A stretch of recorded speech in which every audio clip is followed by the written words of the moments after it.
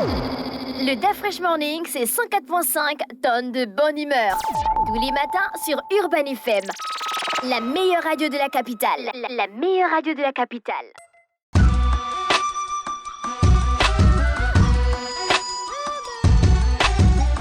Vous êtes sur Urban FM 104.5, la station urbaine dans le DAF Fresh Morning. Il est 7h33. On retrouve Jean-Paul pour l'actualité internationale. Bonjour Jean-Paul, comment tu vas? Bonjour Néruth, ça va très bien. Tu as une très belle chemise. Merci. Chemise de mariage.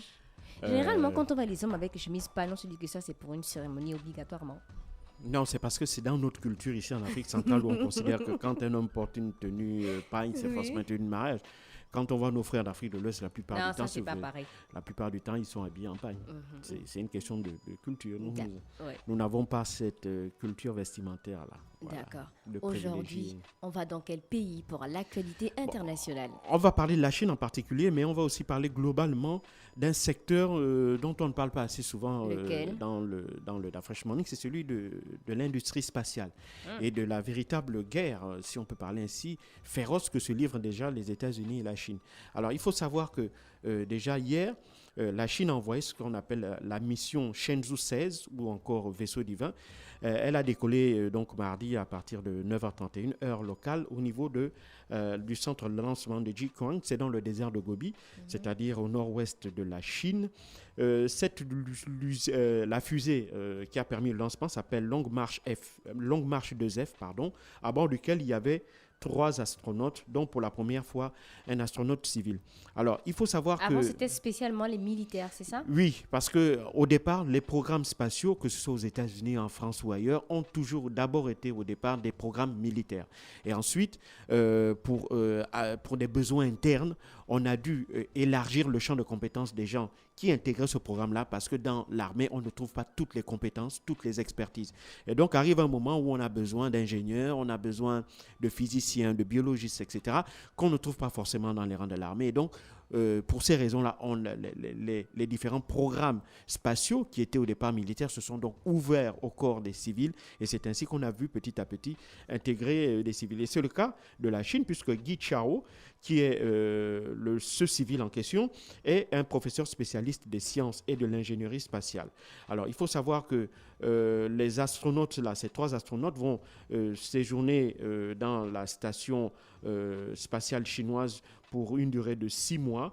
Cette station spatiale qui s'appelle Tiangong, qui signifie palais céleste, où ils vont remplacer évidemment leurs 3 autres collègues de la mission spatiale précédente, qui s'appelait Shenzhou 15, qui eux vont revenir sur Terre dans quelques jours. Alors, il faut savoir que la station spatiale chinoise, elle a la particularité d'appartenir déjà totalement à l'État chinois. La Chine l'a conçue, l'a montée toute seule, à la différence de la station spatiale internationale, qui est, si tu veux, issue de la coopération entre la plupart des pays occidentaux et la Russie. La plupart des pays occidentaux et certains pays d'Asie du Sud, comme du Sud-Est, comme par exemple le Japon. Donc, on a les États-Unis, la France, la Grande-Bretagne et autres.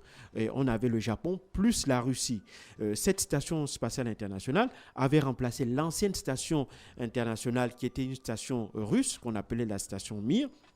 Et donc, cette station-là, spatiale internationale, était née du fruit de la coopération entre à la fois les pays de l'Est et de l'Ouest, après la chute du mur de Berlin. Donc, on avait vu pour la première fois un rapprochement entre les gouvernements russes et les gouvernements occidentaux. Et donc, si tu veux, la conquête spatiale était devenue, si tu veux, le lieu d'expérimentation de cette véritable coopération-là entre l'Est et l'Ouest. Et puis, malheureusement, on sait ce qu'il en est advenu.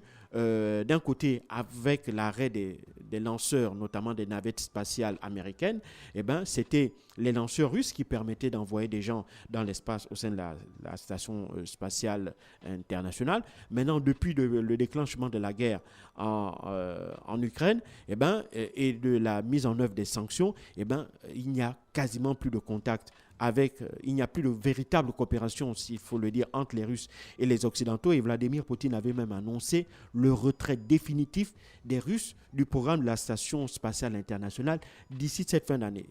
Évidemment, ça va poser des problèmes, puisqu'il faut savoir que les modules qui constituent la Station spatiale internationale avaient été conçus en partie par les Russes. Et donc, les Russes se retirant, il va falloir trouver des remplaçants, des gens pour pouvoir les remplacer. Et ça, c'est pas évidemment quelque chose de très bon pour la coopération et pour l'avenir de la Station spatiale internationale, tant les compétences des Russes en la matière sont éminemment précieuses. Mais pour revenir à la Station spatiale chinoise, il faut savoir que, évidemment, elle est donc je l'ai dit, elle est le fruit de la volonté, de l'ambition chinoise de véritablement rattraper son retard qu'elle avait connu depuis pas mal d'années. Il faut savoir que le programme spatial chinois est né dans les années 60 à l'époque sous Mao Tse-tung, mais il faut le reconnaître que c'est véritablement sous Xi Jinping que ce programme-là a pris une véritable avancée. En 10 ans, les Chinois ont fait un véritable bond en avant. En 10 ans, ils ont mis en place un véritable programme spatial avec des lanceurs, avec des astronautes qui ont été formés en partie, notamment en Occident, et ils ont conçu et mis en place leur station spatiale internationale, dont ils vont ajouter un nouveau module d'ici la fin de l'année pour en faire un module qui est peut-être un peu plus grand en termes de dimension que la station spatiale Mir, mais qui sera bien plus petit que celui de la station spatiale internationale. Mais ce qui est intéressant aussi, c'est que la Chine a fait savoir que d'ici la fin de l'année, en plus de cette station spatiale internationale, elle devrait lancer un télescope spatial surnommé Xingchuan, qui signifie arpenter les cieux. Et ce télescope orbital aura un champ de vision 350 fois plus large que celui du télescope spatial Hubble, on en avait parlé ici, qui a été lancé il y a 33 ans dans l'espace. Alors, le télescope spatial a la particularité de prendre des images, évidemment, de l'espace, de l'univers, non plus de la Terre, mais directement à travers l'espace. Parce qu'il faut savoir que les télescopes qui sont sur Terre, ils sont dépendants de la météo. Et donc, quand on a un ciel qui est chargé de nuages et d'autres éléments météorologiques, eh bien, parfois, on n'arrive pas à prendre de bonnes images. Et donc, pour avoir des images nettes de l'univers, de l'espace, pour pouvoir observer les astres, les trous noirs et autres, les planètes, et parfois même détecter les exoplanètes, eh bien, il faut traverser cette barrière-là. Et c'est la raison pour laquelle, il y a 33 ans, on avait lancé le télescope Hubble qui avait véritablement révolutionné pour les scientifiques la connaissance de l'univers. Et les Chinois veulent également en faire partie parce qu'ils ont donc décidé d'ici la fin de l'année de lancer leur propre télescope spatial. Mais ce télescope spatial n'est en fait que la continuité d'un long programme qui est constitué par un certain nombre de choses. Notamment, il faut savoir que la Chine avait déclaré par le biais de Xi Jinping qu'elle devrait devenir une grande puissance spatiale d'ici 2045, et c'est la raison pour laquelle elle investit des milliards de yuan, ça représente aussi des milliards de dollars, afin de dépasser en termes d'exploration, de recherche ou de lancement de satellites les puissances actuelles du secteur, que ce soit notamment les États-Unis, l'Union européenne et la Russie. Et donc le programme spatial chinois, qui se développe à pas de géant, va voir également, il faut pas l'oublier, en 2019, la Chine avait envoyé d'abord un premier satellite qui avait fait le tour de la Lune, parce qu'il faut savoir que la Lune, telle qu'on la voit, c'est un astre qui ne tourne pas sur lui-même. Et donc l'image qu'on a sur la Lune, c'est toujours la même image. Et donc c'est ce qu'on appelle, il y a deux faces. Il y a la face visible de la Lune et la face cachée de la Lune. Les Américains en 69 avaient atterri sur la face visible de la Lune. Or, on ne connaît pas grand-chose de la face cachée de la Lune, et les Chinois nous ont permis... C'est ce voyage qui à chaque fois remis en doute là. Voilà, c'est ce qui est remis en doute, évidemment. Et donc, c'est la face cachée de la Lune, la connaissance de la face cachée de la Lune a été accélérée grâce au programme chinois, au programme spatial chinois, parce que les Chinois avaient envoyé un satellite d'observation qui avait regardé cette face cachée, puis ils ont envoyé un rover, c'est une espèce de robot autonome qui était parti se poser sur cette face cachée de la Lune, qu'il avait cartographiée, qui avait même ramené des échantillons. Ils ont fait la même chose pour la planète Mars, parce qu'ils ont l'intention d'abord de mettre une base habitable sur la Lune qui va servir de point de départ pour attaquer la planète Mars, exactement comme veulent également le faire les Américains. Et donc, on voit que la Chine a de véritables grandes ambitions, hein, à l'instar de ce qui se passe aux États-Unis, et elle est véritablement bien lancée pour pouvoir atteindre ses objectifs, à l'opposé des États-Unis, où véritablement le programme spatial a véritablement du mal à suivre, si tu veux, la vitesse de croisière chinoise. Pourquoi? Parce que il y a un problème de cohérence dans la mise en place des programmes. À chaque fois qu'il y a une nouvelle administration, eh ben, on a tendance à revoir, si tu veux, les objectifs en la matière fixés par l'administration précédente. On l'a vu notamment sous Barack Obama, qui avait, d'abord sous George W. Bush, qui avait fait de la volonté de ramener les Américains sur la Lune d'ici 2030. Puis la Lune n'était véritablement pas le programme prioritaire sur Barack Obama. Le Barack Obama a plutôt privilégié le fait de pouvoir attaquer Mars. Et puis, on l'a vu par la suite, sous Donald Trump, dont, si tu veux, les ambitions spatiales n'étaient pas d'explorer les planètes et autres, mais plutôt de voir en l'espace un nouveau territoire dont on pourrait tirer des avantages sur le plan militaire. Et ensuite, on voit avec Joe Biden, l'envie de revenir, si tu veux, au programme un peu de celui de Barack Obama, qui est celui de repartir sur la Lune. Est-ce qu'un autre pays, hormis la Chine, a déjà envoyé un civil dans l'espace? Oui, et ça, je vais en parler un peu plus tard. Il faut bien comprendre que l'espace vise plusieurs objectifs pour les pays. D'abord, pour les pays, il s'agit de montrer que le pays est une puissance technologique. Parce que, évidemment, pour envoyer des satellites, pour envoyer des gens dans l'espace, il faut être détenteur d'une technologie, et seuls très peu de pays au monde ont cette capacité-là. Pourquoi? Parce qu'elle demande un savoir-faire extrêmement pointu et demande également énormément d'argent. Et donc, seuls des pays qui ont de l'argent et qui ont évidemment le personnel pour pouvoir gérer ces programmes-là, sont en capacité d'envoyer des gens dans l'espace, d'envoyer des satellites dans l'espace. Et donc, pour les pays, l'espace, qui était d'abord un lieu qui était un peu réservé à un petit club, des clubs, la Russie, l'Union européenne, les États-Unis, avec une petite extension avec le Japon et la Corée du Sud, on voit maintenant que clairement, d'autres pays veulent affirmer leur existence en tant que puissance, que ce soit régionale ou internationale, à travers justement la conquête, à travers des programmes spatiaux, pas forcément la conquête spatiale. C'est ce qu'a fait par exemple l'Arabie Saoudite en envoyant pour la première fois une femme dans l'espace. Parce qu'il ne faut pas savoir, il ne faut pas l'oublier,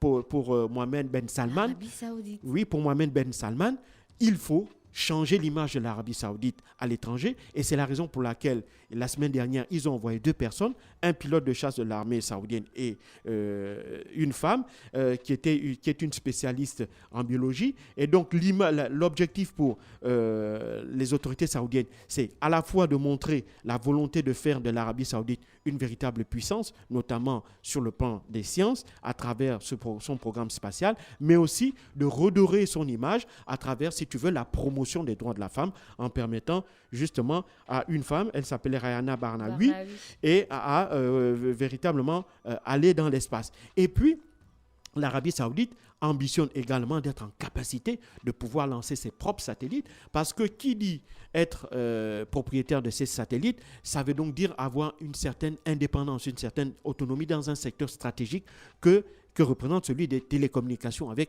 l'Internet et autres. Il faut savoir, par exemple, pour venir à la Chine est en train de finaliser son réseau Internet, le réseau qu'on appelle Beidou, qui sera un réseau qui sera concurrent au réseau Internet, qui est, lui, mis en place par les Américains, qui est contrôlé par les Américains. Donc, il y a une volonté de la Chine de véritablement s'émanciper dans tous les domaines de la part des Occidentaux, sur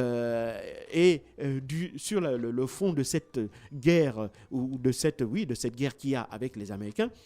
Au départ, la Chine avait voulu coopérer avec les Occidentaux, mais jusqu'en 2017, les Occidentaux n'avaient jamais voulu utiliser, par exemple, les lanceurs chinois pour aller dans l'espace. Et donc, elle a dû se résoudre à envoyer uniquement ses propres taïkonautes, donc astronautes chinois, mais évidemment avec la guerre qu'il y a en Ukraine et avec, si tu veux, la fin de la coopération sur le plan des programmes spatiaux entre la Russie et l'Union européenne et les États-Unis, on assiste à un rapprochement entre la Russie et la Chine, qui ont déjà annoncé qu'à partir de l'année prochaine, ils vont commencer véritablement à coopérer ensemble sur ces questions, sur ces différents projets de retourner sur la Lune et sur Mars, et puis sur un certain nombre d'autres projets, notamment la mise en œuvre aussi de satellites, à la fois des satellites de capacité militaire et des satellites civils. Et puis donc, à côté de l'Arabie Saoudite qui a envoyé cet homme et cette femme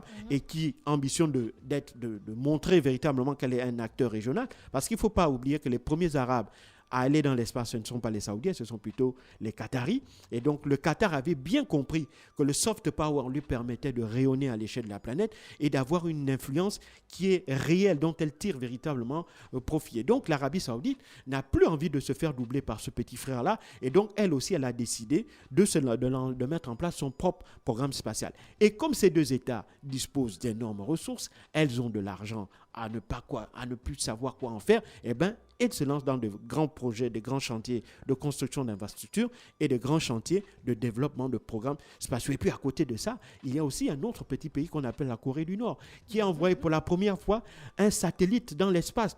Ça prouve que la Corée du Nord montre que, en dépit des sanctions américaines, il faut savoir que ce pays est sous sanctions des États-Unis depuis je ne sais plus combien d'années, en dépit des sanctions américaines, qui normalement devraient l'empêcher d'avoir la technologie américaine qui est censée être la meilleure du monde, de disposer des moyens pour développer, pour aller dans l'espace. Et bien la Corée du Nord montre que même sous sanctions, même sous embargo occidental, on est capable de réaliser de grandes ambitions. Mais il faut savoir qu'en réalité, la Corée du Nord disposait déjà sur un plan militaire d'un certain nombre de maîtrises en matière d'armes stratégiques, notamment les fusées balistiques. Et en réalité, les moyens par lesquels on envoie les gens et les satellites dans l'espace, c'est justement en les mettant dans de très grosses fusées. Et donc, comme les Nord-Coréens connaissaient comment fabriquer les fusées, c'est une technologie qu'ils maîtrisent. Et donc, ils n'ont plus qu'à allier les deux, à savoir mettre en place une technologie concernant les satellites. Et donc, ils commencent, eux aussi, la conquête spatiale en envoyant leurs propres satellites dans l'espace. Donc, ce qui va faire que non seulement la Corée du Nord est déjà une puissance nucléaire qui dispose d'armes stratégiques, mais en plus, grâce à son programme spatial, elle va elle aussi s'émanciper dans des secteurs stratégiques comme celui des télécommunications, comme celui du renseignement par satellite, etc. Donc, on voit que les programmes que les programmes spatiaux sont des programmes extrêmement importants pour les pays parce qu'ils leur permettent non seulement de montrer à la face du monde qu'ils détiennent un savoir-faire scientifique et technologique très avancé et qui disposent de ressources financières suffisantes pour pouvoir les mettre en œuvre. Ce qui n'est malheureusement pas le cas des pays africains, ça il faut le dire, qui sont extrêmement dépendants de technologies occidentales, voire américaines. Donc, même aucun pays africain n'a... On a vu l'Éthiopie dernièrement mettre sur orbite son satellite. Mais très peu de pays africains sont propriétaires de leur satellite. Je pense qu'actuellement, il doit avoir soit l'Éthiopie et je crois l'Afrique du Sud. Il ne doit pas en avoir plus. Mais parce que c'est un secteur qui coûte extrêmement cher. Et évidemment, pour des raisons, en l'occurrence pour l'Éthiopie, il s'agissait de montrer que c'est un pays qui se modernise. Et donc, le fait d'être détenteur d'un satellite est non seulement un moyen pour avoir à moindre coût, on peut exploiter ce satellite-là parce que, évidemment, les signaux, l'exploitation d'un satellite rapporte de l'argent aussi. On peut louer ses capacités à d'autres pays, notamment en matière de télécommunications. Le Gabon le faisait notamment avec notre satellite Equasat qu'on avait dans les années 80. Mais bref, l'Éthiopie a montré qu'elle est en capacité d'acheter un satellite, mais un satellite seulement. Mais c'est déjà quelque chose, parce qu'il faut savoir que des satellites, ça coûte extrêmement cher. Donc, il faut bien comprendre qu'aujourd'hui, en fait, ce que je veux que les auditeurs comprennent, c'est que nous sommes, à travers ce programme spatial chinois, dont on a vu l'extension de celui-ci avec l'arrivée dans l'espace d'un premier civil chinois, que derrière ce programme chinois se fait, bien entendu, en opposition avec le programme spatial américain. Il faut savoir que la Chine et les États-Unis font la course actuellement pour repartir, s'installer sur la Lune, pour repartir d'abord, ramener un homme sur la Lune. Les Américains ont décidé d'essayer de ramener un homme sur la Lune en 2025. Pour les Chinois, l'objectif, c'est 2030. Mais il est clair qu'avec tous les problèmes que rencontre le programme spatial américain, cette échéance de 2025 rien ne garantit qu'elle pourra être atteinte. Il y a un auditeur qui te pose une question. Bonjour Jean-Paul, après qu'un pays ou une entreprise soit parvenu à envoyer un satellite dans l'espace, quels peuvent être les dividendes que cette entreprise obtient, sachant le coût de ses réalisations? C'est Brian du gang des Starlets. Mais le bénéfice, il est énorme. Parce qu'il faut savoir que la retransmission des informations, donc des données qui passent par les satellites, ça peut être le téléphone, ça peut être la télé, voilà. Donc, ça peut être aussi le renseignement, ça peut être l'observation météorologique,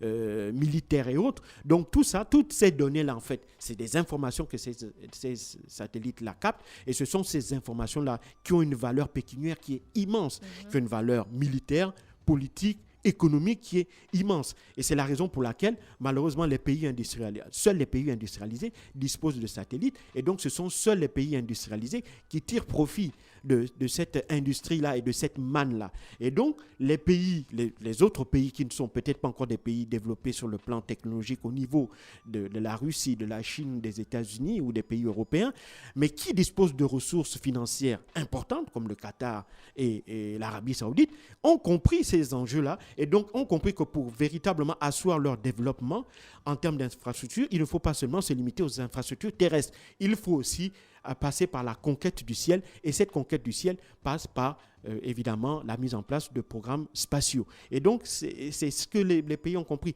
Maintenant, tous les pays n'ayant pas les mêmes moyens, d'autres pays comme par exemple le Gabon, on a notre propre programme spatial qui n'a absolument rien à voir avec celui de l'Arabie Saoudite ou celui des États-Unis, mais c'est quand même un programme spatial qui a pour qualité d'abord d'exister, et puis la deuxième chose qui permet à notre pays de bénéficier d'un certain nombre d'éléments dont on tire profit d'une quelconque manière de par notre position géographique. On sait que, par exemple, c'est depuis ici Libreville, on constate que, par exemple, quand une fusée d'école de Guyane à la base de Kourou, eh ben, c'est à partir du Gabon qu'on sait que le satellite est bien sur orbite. Donc, on a un programme spatial, certes moins ambitieux que celui du programme spatial chinois ou saoudien, mais évidemment, derrière, ce qu'il faut comprendre, c'est que véritablement, la conquête spatiale, si tu veux, la guerre dans l'espace, est le nouveau terrain de conquête et le nouveau terrain de conflit entre la Chine et les États-Unis. Merci Jean-Paul pour l'actualité internationale. Aujourd'hui, il revenait sur la conquête spatiale de la Chine qui a envoyé son premier astronaute civil en orbite. On fait un tour en musique et on se retrouve pour la suite des programmes. Le Da Fresh Morning, c'est 104.5 tonnes de bonne humeur. Tous les matins sur Urban FM. La meilleure radio de la capitale. La meilleure radio de la capitale.